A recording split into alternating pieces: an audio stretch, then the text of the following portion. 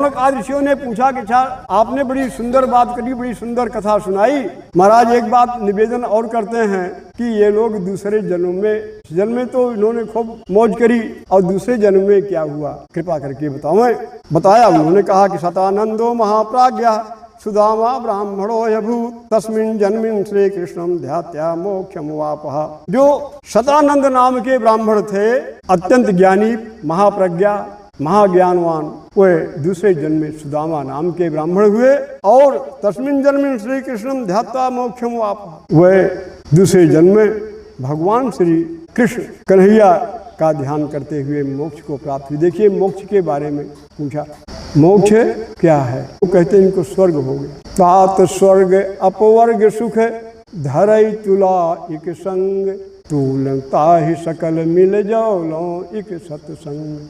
तात स्वर्ग अपवर्ग, स्वर्ग माने स्वर्ग होता, अपवर्ग माने अपवर्ग जो है ना पवर्ग है इति अपवर्ग, जहाँ पर पवर्ग ना हो, पवर्ग माने पाफा बाभा माँ, जहाँ पर पवर्ग ना हो वही है अपवर्ग। अब इसमें जो है कई अक्षर हैं, पा फा बा भा मा, 5 अक्षर हैं, पंचतत्व से शरीर है और वही पंचतत्व इसमें विद्यमान है, लेकिन फिर भी इसका अर्थ निकल रहा है कि पा से पतन। वो एक ऐसी जगह है जहाँ पर जीवात्मा का पतन नहीं होता है। फा से फल की इच्छा, जीवात्मा यहाँ इस संसार में है, स्वर्ग में भी है, तब भी उसको नाना प्रकार के फल की इच्छा प्राप्त होती है कि हमको ये हो जाए, हमको गाड़ी बंगला मिल जाए, मोटर। यानी अगर एक कांटा चुभा तो अभी निकला नहीं कि दूसरा कांटा चुभ जाएगा, तीसरा चुभ जाएगा, कांटा उसको चुभता, यानी उसकी जो है इच्छा मनोकामना बढ़ती ही जाएगी। तो फल की इच्छा, उस स्थान पर पहुंचने पर प्राणियों को किसी भी प्रकार की फल की इच्छा नहीं होती है। पाफा बा से बंधन, जीवात्मा का, मनुष्य का, प्राणी का इस संसार में अनेकों प्रकार के बंधन प्राप्त है, कोई बिना बंधन का नहीं है, सबको कहीं न कहीं से बंधा हुआ आप पाएंगे, लेकिन वहां पर किसी भी प्रकार का, उस स्थान पर किसी प्रकार का बंधन नहीं है। पाफा भा से भय, देखिए हर जीव का एक दूसरे जीव से भय है, बिल्ली का कुत्ते का, शेर से और चीजों से, किसी गरीब को अमीर से, अमीर का किसी से, किसी का राजा से, राजा को इंद्र से, तमाम लोगों का तमाम लोगों से भय, यहाँ पर भय व्याप्त है। लेकिन उस स्थान पर पहुँचने पर किसी को किसी से कोई भय नहीं है। पा फा बा भा माँ से मृत्यु, माँ से क्या हुआ? मृत्यु।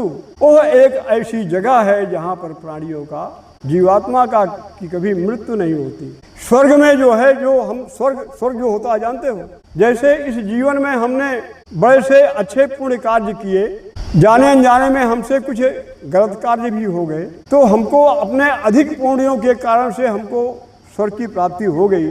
लेकिन जब हमारे जीवन में किए गए हुए तमाम पुण्य नष्ट हो जाते हैं तो हमको पुनः इस मृत्युलोक में आना पड़ता है, लेकिन वहाँ पर जाने वाला फिर दोबारा वापस नहीं होता है। तो पतन फलाशा बंध भय मृत्यु जहाँ पर नाहि, पाफा बाभा मारहित सो अपवर्ग कहा। अपवर्ग कहे मोक्ष है। तो इस प्रकार से मोक्ष की परिभाषा छोटी सी है और वहाँ जो है उनको मोक्ष की प्राप्ति हो गई।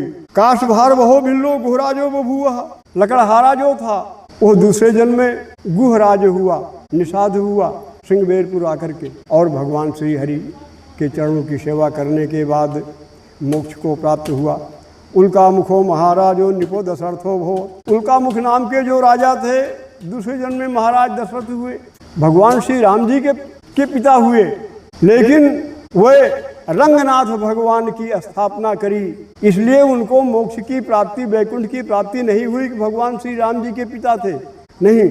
श्री रंगनाथम संपूज्य श्री वैकुंठम तदागम, रंगनाथ भगवान की स्थापना पूजन करने के बाद उनको वैकुंठ की प्राप्ति हो गई।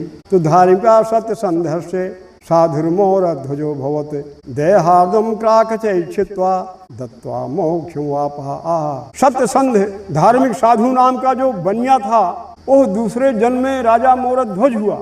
देहार्दम क्राकचैक्षित्वा दत्वा मोक्षं वापहा, और राजा और रानी ने मिल करके अपने पुत्र का आधे पर से शरीर को फाड़ करके साधुओं के शेर के लिए दे दिया, आहुति दे दी थी।